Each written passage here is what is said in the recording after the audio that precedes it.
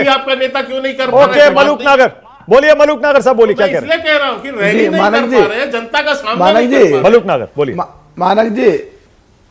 मानक जी भदौरिया साहब जो बात कर रहे थे, ये बात सच है इनकी कि जब मैं चुनाव जीता था तो आरएलडी और एसपी और बीएसपी तीनों के गठबंधन से जीता था, और ये हमारे बड़े अच्छे मित्र भी हैं और इन्हें अधिकार है अपनी बात कहने का। और हर्षवर्धन जी तो बहुत ही समझदार व्यक्ति हैं, वरिष्ठ पत्रकार हैं, नौटंकीबाज, इस तरह की कोई बात पर्सनल नहीं कहनी चाहिए जिससे कि ऐसे माहौल में पहले ही परेशान हैं लोग और ज्यादा चिढ़ ना जाए, तो इस तरह की बात मेरे हिसाब से नहीं बोलनी चाहिए।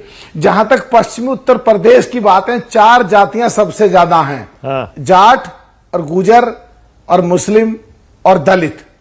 और जाट गुजर जिस गांव में भी हैं वो अपने लोगों को समझा के इसी स्थिति में आ जाते हैं कि आराम से बात करके प्यार करके दोनों जाति इकट्ठी हो जाती हैं, तो समन्वय की भावना बना के काफी हद तक गांव को समझा के एक तरफा वोट डलवा देते हैं। तो 8 सीटों पर पश्चिमी उत्तर प्रदेश में जो चुनाव हुआ है, और भाजपा पहले ही मजबूत थी, पिछली बार भी ठीक थी, तो आरएलडी के आने से जहां समाजवादी पार्टी एमएलए के चुनाव में और आरएलडी आपस में मिलकर एक दूसरे को काफी सपोर्ट कर दिया था, और मैं बीएसपी में रहते हुए भी ये कहता था कि आरएलडी जिधर मिल जाएगी उधर ही सीटें जीतती चली जाएंगी। तो 8 सीटों से शुरुआत हो गई है पूरी तकड़ी मात्रा में, और बहुत भारी सीट में एनडीए आरएलडी और बीजेपी जीतते हुए जा रहे हैं। और यूपी की जहां से शुरुआत हो जाएगी, पूरा यूपी उनका हो जाएगा, और जिसका पूरा यूपी हो जाएगा, देश पूरा उनका हो जाएगा। जहां तक बात है, आप कह रहे हैं कम परसेंटेज का, बिजनौर में पिछली बार 58.21% वोट था, और अब की बार, पिछली बार 66.22 था, कैराना में पिछली अब की बार 61 पॉइंट है, पिछली बार 67 पॉइंट था, तो काफी परसेंटेज गिरी है। इसको दोनों तरफ से देखा जा सकता है।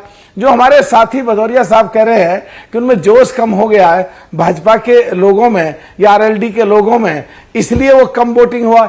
इसको ऐसे भी कह सकते हैं कि जो सो कॉल्ड इंडिया गठबंधन बना था, आपस में इतना टकराव हो रहा, आज भी साउथ से कांग्रेस के खिलाफ कुछ बोला, इमरजेंसी का बोला, इंदिरा गांधी ने जेल में डाल दिए बोला, आप पार्टी दिल्ली में एक साथ है, पंजाब में लड़ रही है, पटना में नीतीश जी अलग चले गए, यूपी में हम अलग चले गए, और देश के कई हिस्सों में कई घटक छोड़ करके चले गए। कहीं ऐसा तो नहीं है कि दूसरी तरफ निराशा इतनी होगी हो, चुनाव हो ही नहीं रहा, ऐसा लग रहा है।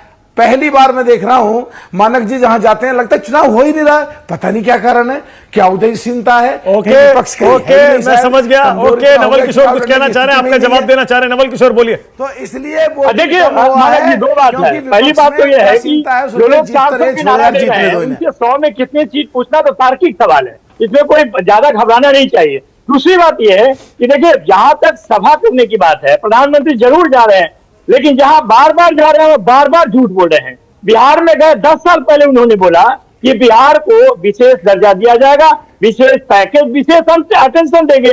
10 साल में बिहार की जनता ने उन्हें लगातार अपार समर्थन दिया, पिछले बार भी 39 सीट दिया। इस बार बिहार की जनता ने यह तय किया है कि उन्होंने हमें तो विशेष दर्जा दिया नहीं, हम उन्हें विशेष हार देकर एक उपहार देंगे बिहार से, जहां से सत्ता परिवर्तन का शुरुआत होगा। और इसी कारण, तो इसी आधार पे हम लगातार मुद्दे की बात कर रहे हैं, रोजगार की बात कर रहे हैं, नौकरी की बात कर रहे हैं, लोगों के बीच जा रहे हैं। आपने देखा होगा तेजस्वी जी लगातार जनता के बीच जा रहे हैं। आप देखिए वहां पे जो गठबंधन को लीड कर रहे हैं, लगातार जा रहे हैं, बार बार लोगों से अपील कर रहे हैं और पार्टी के आधार पे कर रहे हैं। ये नहीं कर रहे कोई शहजादा है तो कौन मर्यादा है तो कौन दंगाई है तो कौन क्या है, ठीक है, उनका नाम नहीं ले रहे हैं। ठीक है, जो कौन चंदा चोर है ये नहीं कह रहे हैं, वो कह रहे हैं कि जो रोजगार दे, जो नौकरी दे, हर्षवर्धन जी बोलिए, जीवन में अमन चैन का, हर्षवर्धन त्रिपाठी, उनको वोट दीजिए। हर्षवर्धन जी आपकी बारी, बोलिए। चारों में चारों सीट जीत रहे हैं। हाँ देखिए मानक जी, एक तो ये कि मुझे लगता है कि किसी भी पार्टी को शिखंडी कहना ये शर्मनाक है,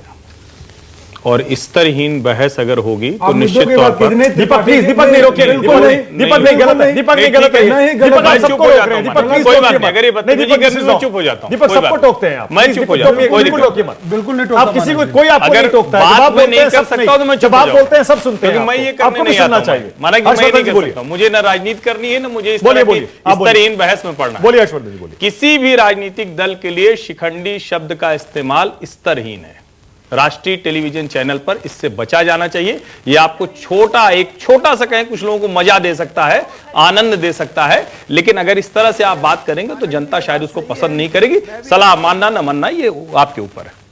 मूल रूप से क्या है, अब आप जब पहले फेज के इलेक्शन की पोलिंग की बात करते हैं तो उत्तर प्रदेश और बिहार, इन दोनों राज्यों में संयोगवश जो देश के दो सबसे बड़े राज्य हैं और एनडीए की सबसे बड़ी ताकत ये दोनों राज्य हैं। साथ में अगर सामने के विपक्षी गठजोड़ की बात करें तो उनकी सबसे बड़ी उम्मीद भी है। अब अगर बिहार की हम बात करें तो वहां तो जातीय गणना भी हो चुकी है। समझदारी की अगर बात करें तो ऐसे हवाई बात तो कुछ भी की जा सकती है। उस जातीय जनगणना में सबको पता है कि जातीय समूह कितना हो गया है। यह हर कोई जानता है कि यादव और मुसलमान वो उस राज्य का सबसे बड़ा जातीय समूह है, राष्ट्रीय जनता दल की बड़ी ताकत। लेकिन यह भी सबको पता है कि नीतीश कुमार उस राज्य में सामाजिक जातीय समीकरण में एक ऐसी भूमिका अदा करते हैं, जिधर जाते हैं उधर पड़ना भारी हो जाता है। और उनके साथ जीतन राम मांझी, चिराग पासवान और उपेंद्र कुशवाहा हैं। हमें ठीक है, हम ये कह सकते हैं कि अरे नहीं बहुत अच्छा चुनाव लड़ रहे हैं, अच्छा चुनाव। और दूसरा, मुझे बड़ा आश्चर्य हो रहा है कि इस डिबेट में कहा जा रहा है कि भाजपा का मतदाता निकला नहीं, हमारा वाला आ गया।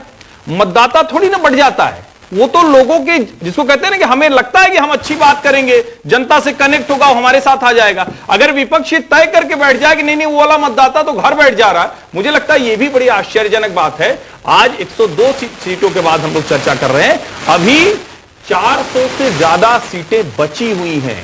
तो कम से कम टीवी की बहस में बात करते हुए ये ख्याल रखना चाहिए, ये बहुत जरूरी है। ओके दीपक, अब मुझे एक बात बताइए, ये जो 7 चरणों का चुनाव होता है, क्या एक राजनीतिक दल के तौर पर यह रणनीति भी बनाई जाती है क्या कि पहले चरण में हम अच्छा करें, अगर अच्छा करेंगे तो मोमेंटम बनता है, या फिर पहले चरण से जो फीडबैक आया उसको लेकर क्या रणनीति दूसरे तीसरे बाकी चरणों के लिए बदली जाती है? क्योंकि अब तो राजनीति बदल चुकी है, अब तो 365 दिन 24 घंटे 7 दिन राजनीति होती है। बिल्कुल मानक जी, आपकी बात पे आने से पहले मैं जो वरिष्ठ पत्रकार हैं, सो कॉल्ड वन साइडेड, एक ज्ञान दिए, बहुत अच्छा लगा, इनके ज्ञान को मैं सलाम करता हूं। लेकिन यही ज्ञान भाषाई मर्यादा पे भाजपा को नहीं दे सकते, क्योंकि इसीलिए कहते हैं मोदी जो है ना गोदी मीडिया हो चुका है।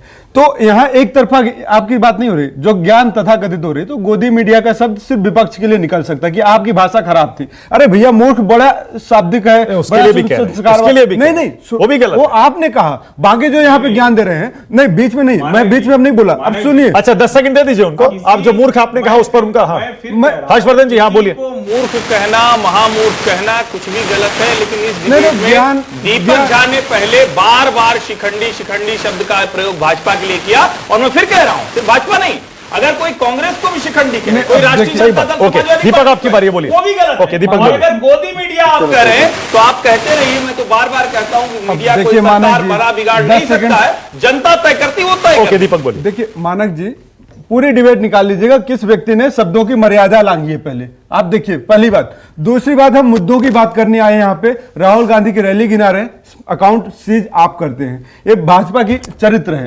अच्छा ये बताइए ना जरा, 7 चरणों के चुनाव में बताइए तो सही कि पहले चरण से सबक लेते हैं क्या? देखिए ऐसा होता है क्या, रणनीति पार्टियां बदलती हैं क्या? पार्टी रणनीति, मान लीजिए अगर ये जैसे कम वोट पड़ा है, अगर आपका फीडबैक ये है कि भैया बीजेपी का वोटर नहीं निकला, तब रणनीति बदलती है क्या? या फिर ये लगता है कि बनी हमारा वोटर नहीं निकला, या फिर फ्लोटिंग वोटर नहीं निकला? बात क्या है, राजनीति जो है मुद्दों की राजनीति है। कांग्रेस पार्टी उन मुद्दों पे चुनाव लड़ रही है जो भाजपा मुद्दों को हटा रही है। शिखंडी इसलिए कहा कि महिलाओं पे अत्याचार हो जाता है, सरकार चुप रहती है, और शिखंडी इसलिए कहा महंगाई पे सरकार चुप हो जाती है। इसलिए मुझे गर्व है कि इस देश की जनता इस शिखंडी सरकार को समझ गई है। आप समझिएगा, अगर शिखंडी शब्द गलत होता तो महाभारत में शिखंडी शब्द नहीं लिखा होता। ये यहाँ पे विद्वान बैठे हुए हैं, महाभारत में और भी बहुत कुछ है जो असंसदीय है, इसीलिए मैं मत करिए ना, फिर वो भी बोलेंगे असंसदीय नहीं वो है, भी बोलेंगे ऐसी चीजें जो हमारे ग्रंथों में लिखा है, जो शास्त्रों में लिखा है, वो असंसदीय नहीं है। अच्छा मुझे हर्षवर्धन जी दूसरी बात मैं बोलूंगा जल्दी से 10 सेकंड, चाय वाले 10 सेकंड, चाय वाले के जो चौकीदार बने हुए हैं यहाँ पे लोग, देश को चूना वाला बना रहे हैं, देश को चूना लगा रहे हैं, महंगाई की, बेरोजगारी की, युवाओं की, किसानों की जो बात नहीं करते हैं। राहुल गांधी कितनी रैली की। ओके के शर्मा 20 सेकंड, 1 मिनट रुक जाइए दीपक, के शर्मा 20 सेकंड, अनुराग इसके बाद के शर्मा। मैं इतने बड़े महामूर्खों के जो अभी तर्क दे रहे थे, मैं इसी की आप भी गलत कर रहे हैं के हालांकि उनको बोलिएगा जाके महाभारत पढ़ लेंगे, इसलिए महाभारत पढ़ लेंगे। पूर्ण व्यवहार है। खैर आप सुनिए भैया, रहने दे आज वो कहा तुम महाभारत रोड छाप आदमी महाभारत की बात कर रहे बैठ के। मैं इसलिए कहता हूं मानक जी कि बिना तर्कों की स्थिति है। अभी इनसे आप ये भी पूछ लें, जो प्रश्न आप पूछ रहे थे क्या पहले चरण में जब होता है तो क्या स्ट्रेटेजी बदली जाती है, इनका तो पहले चरण की स्ट्रेटेजी कुछ नहीं थी।